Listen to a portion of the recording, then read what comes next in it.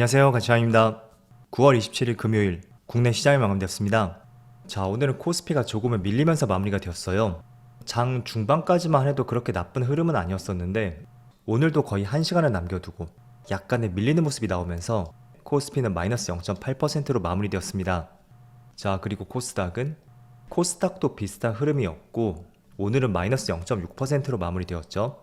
그래도 전체적인 며칠간의 추세는 나쁘지 않은 만큼 이번 주는 이렇게 마무리되었으니까 다음 주를 한번 도모해보고요.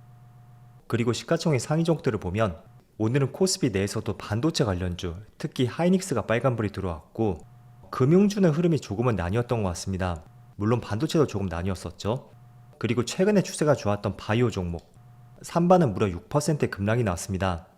그리고 바이오주도 잘 생각해야 되는 것이 제가 몇 차례 말씀드렸을 거예요. 기술주, 특히 반도체가 흐름이 좋다면 반대로 바이오주는 주가가 떨어질 수가 있습니다. 그리고 또 반대로 기술주, 반도체 관련주의 주가 흐름이 좋지 못하다면 상대적으로 바이오주는 또 선방할 수가 있습니다. 그래서 그 밸런스를 잘 맞춰보시고요. 또 코스닥은 미용기기 업체 클래시스하고 게임주 펄어비스, 이 두 종목을 제외하고 그렇게 흐름 자체는 좋지 않았습니다. 그리고 코스피 수급을 살펴보면 오늘도 외국인의 2,600억의 순매수가 들어왔고 정말 모처럼 이틀 연속으로 순매수가 이어졌습니다. 다만 기관 쪽에서는 10거래일 만에 기관의 순매도가 나왔고 규모도 생각보다 조금은 많았습니다. 이어서 반대로 코스닥은 오늘 외국인의 많은 순매도가 나왔고 기관도 같이 순매도 물량이 나왔습니다. 그리고 삼성전자, 오늘도 외국인의 많은 순매도가 나왔고요. 이렇게 보니까 9월달에 첫날을 제외하고 매일같이 연속적인 순매도가 나오고 있습니다. 한번 규모로 볼까요? 9월 3일부터 9월 첫날에 제외하고 그 뒤부터는 외국인이 거의 8조 원가량의 순매도가 나왔어요. 엄청난 순매도 규모라고 할 수가 있겠네요. 그리고 SK하이닉스, 반대로 하이닉스는 오늘도 외국인의 많은 순매수가 들어왔고 어제하고 매수 규모가 굉장히 비슷한 것 같습니다. 4,300억 정도 되겠죠. 자, 그리고 오랜만에 100만원이 깨졌던 삼성바이오로직스, 오늘은 오랜만에 기관과 외국인의 양매도가 나왔습니다. 자, 그럼 이어서 주체별 매매 동향에 대해서 살펴보도록 하겠습니다. 9월 27일 외국인이 가장 많이 매수한 종목은 SK하이닉스, KB금융, 현대차, 고려아연, 오리온, 이렇게 순서대로 매수했고 하이닉스가 가장 독보적이죠. 그리고 기관은 LG화학, 롯데케미칼, 하나에어로스페이스, 네이버, 포스코홀딩스, 이렇게 순서대로 매수를 했습니다. 이어서 해외 증시로 보겠습니다. 자, 전날도 나스닥이 빨간불로 마무리가 되었지만 일단은 파란 음봉으로 마무리되었습니다. 아무래도 크게 갭상승으로 출발했던 만큼 약간의 차익 매물이 나왔다고 생각이 되거든요. 하지만 제가 바라보는 관점, 지난번에 한 차례 언덕을 만들고 주가가 떨어졌거든요. 그 고점 상단 부분을 돌파했다는 것은 어제는 비록 파란 음봉으로 마무리되었지만 다시 한번 2차 상승이 나올 수도 있는 중요한 위치라고 생각이 됩니다. 그리고 S&P500도 비슷한 흐름이었고요. 하지만 종가상으로 다시 한번 신고가를 경신했습니다. 그리고 다우지수도 0.6%의 빨간불이 들어왔고 또 반도체 지수가 무려 3.4%의 급등이 나왔습니다. 아무래도 마이크론 테크놀로지의 영향이 컸을 것이고요. 여기도 중요하게 볼 수 있는 것은 그동안 61선 근처에서 그 이평선을 확실하게 돌파하는 흐름은 나오지 않았습니다. 그런데 어제는 확연하게 돌파를 했었고 한 차례 밀리긴 했지만 그 62평선을 딛고 다시 한번 반등이 나왔고 그렇기 때문에 10월 반도체 관련주들 의미 있는 저항선들을 많이 돌파한 만큼 S&P500이나 다우지수처럼 직전 고점을 향해 나아갈 수 있는 중요한 시점이 될 수도 있다고 생각이 됩니다. 그리고 아시아 증시, 니케이도 지금 0.9%의 빨간불이 들어오고 있고 대만도 0.2%, 그리고 중국 증시가 2%의 급등이 나오고 있습니다. 자, 4일 동안의 상승폭을 보면 지수 자체가 11%의 급등이 나왔습니다. 자, 그렇다는 것은 주식에 대한 이해가 낮다고 해도 단순히 이 크기와 힘을 봤을 때 중국 증시도 바닥을 잡았구나, 그렇게 생각을 해볼 수가 있을 거예요. 어쨌든 중국 증시가 반등을 한다는 것은 국내 증시에는 많은 도움이 될 것입니다. 자, 연초에 미국 증시라든지 또 일본 증시, 그리고 대만 증시가 연일 신고가를 경신할 때 자, 국내 증시는 지난번에 신고가를 돌파하지 못하고 그 하락폭의 절반 정도? 그 정도밖에 회복하지 못했었거든요. 물론 거기에 따른 많은 이유가 존재할 겁니다. 항상 코스피 코스닥은 박스권이었고 그리고 오너 리스크 등등 많은 이유가 존재했을 거예요. 자, 그런데 그 이유 중에 하나로서 중국발 리스크도 크게 작용이 되었습니다. 자, 왜냐하면 국내 시장에서 수출 데이터를 보면 국내 상품이 가장 많이 수출되는 국가는 단연코 중국이었습니다. 물론 최근 들어 중국 때리기가 많이 커지고 있고 그 때문에 미국이 1위로 잠깐 올라서긴 했지만 지난 수년 동안 가장 수출이 많았던 국가는 바로 중국이었습니다. 그런데 최근에 중국의 경기가 많이 좋지 못했었고 그 때문에 수출도 많이 줄었던 측면도 있었습니다. 그런데 최근 들어 중국 경기가 조금씩 살아날 것이라는 소식도 있고 그게 지금 주가를 통해서 많이 나타나고 있거든요. 그렇다는 것은 국내 증시도 마찬가지로 중국 경기가 살아나면 좋은 흐름을 기대를 해볼 수가 있고 이런 부분은 계속 하반기에 지켜보시면 좋을 것 같습니다. 자, 오늘은 제가 전반적으로 시장 흐름을 보니까 코스피는 그동안 많이 상승했던 종목들, 그런 종목들은 조금은 쉬어가고 있지만 전반적으로 흐름은 나쁘지 않았습니다. 반면에 코스닥 쪽에서는 외국인의 대량 순매도가 나왔었고 대체적으로 최근에 흐름이 좋았던 테마주들 있죠. 그쪽의 흐름이 꽤나 좋지 못했습니다. 어쨌든 그래도 코스피 코스닥 전체적인 시장 흐름은 그렇게 나쁘지 않은 것 같고 그리고 오늘 밤에는 굉장히 중요한 데이터가 발표가 됩니다.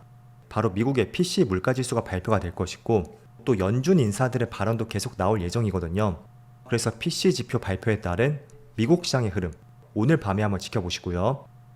그리고 오늘은 새로운 테마가 한 가지 부각이 되었고 그와 관련된 업종에 좋은 흐름이 나왔습니다. 자, 메타에서 스마트 안경을 공개했고 이게 스마트폰 다음의 디바이스가 될 것이라는 그런 언급이 있었습니다.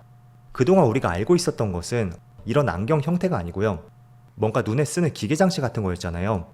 대체적으로 헤드셋, 고글, 헬멧 이런 형태였다면 메타에서 오늘 공개했던 것을 보면 다소 심플해진 것을 볼 수가 있습니다. 그래서 이 안경을 통해서 전화라든지 문자 그리고 유튜브도 시청을 할 수가 있다고 해요. 때문에 스마트폰 다음 디바이스가 될 것이라는 이런 언급이 있었고 그 때문에 오늘 관련주들에 굉장히 큰 상승이 나왔습니다. 대표적으로 메타버스 관련주라든지 또는 AR 기기 관련주들 그쪽에서 굉장히 좋은 흐름이 나왔고 자, 대표적으로 메타버스 관련주 맥스트가 오랜만에 상한가를 기록했습니다. 이 종목은 지난 3년 전이었죠. 그때 상장하고 굉장히 주가의 변동성이 심했던 종목 중에 하나였고 메타버스 대장주를 알려졌던 종목이었습니다. 그런데 메타버스에 대한 테마가 크게 꺼지면서 3년 동안 주가가 내리막길을 갔었거든요. 그런데 오늘은 오랜만에 조금 전 메타의 뉴스와 함께 오랜만에 상한가를 기록했고 그리고 자이언트 스텝도 마찬가지로 지금 27% 급등이 나오고 있습니다. 지금 보니까 메타버스 관련주가 굉장히 시세가 분출이 된 것 같아요.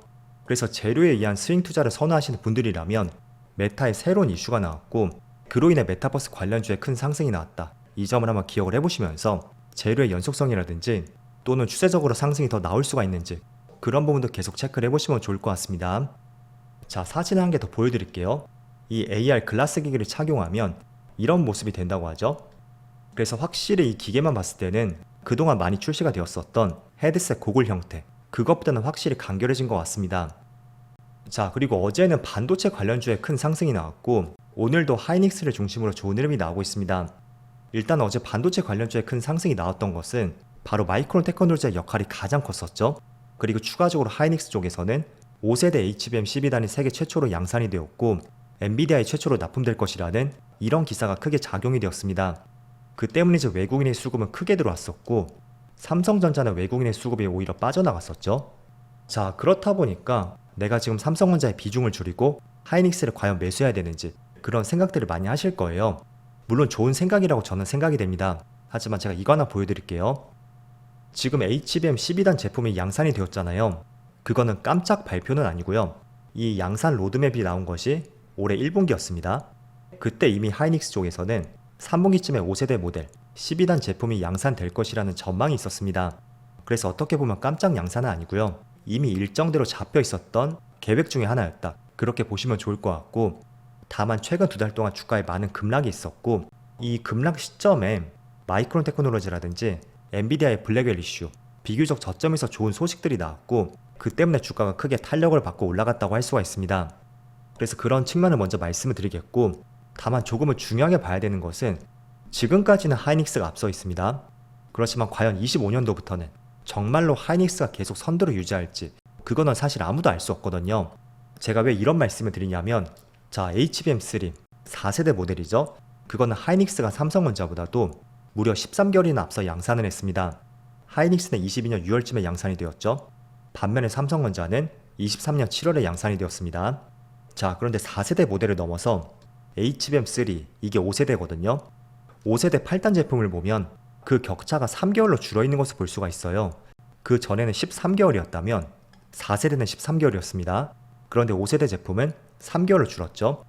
그리고 5세대 12단 제품, 그것도 사실 삼성전자가 먼저 양산을 계획하고 있었는데 약간의 노이즈가 생기면서 하반기로 연기가 되었습니다.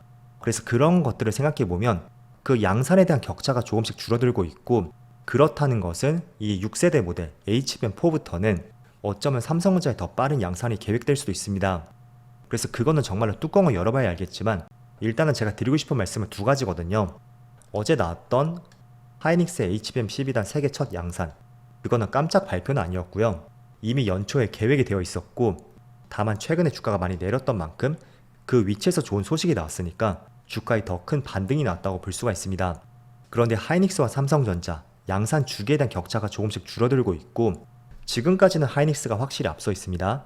그렇지만 6세대 모델부터는 누가 먼저 양산될지 모른다. 그 점을 한번 기억을 해보시면서 여러분 스스로의 투자 계획을 꼭 세워나가시는 것을 권장해 드리겠습니다. 자, 이제 다음 주 월요일이면 9월 마지막 거래일입니다. 9월 마지막 날은 보다 좋은 흐름이 나올 수 있기를 한번 기대해보면서 오늘 영상 마치도록 하겠습니다. 그럼 주말 잘 보내시고요. 저는 다음 주 월요일 영상에서 다시 찾아뵙도록 하겠습니다. 모두 즐거운 저녁 되세요. 감사합니다.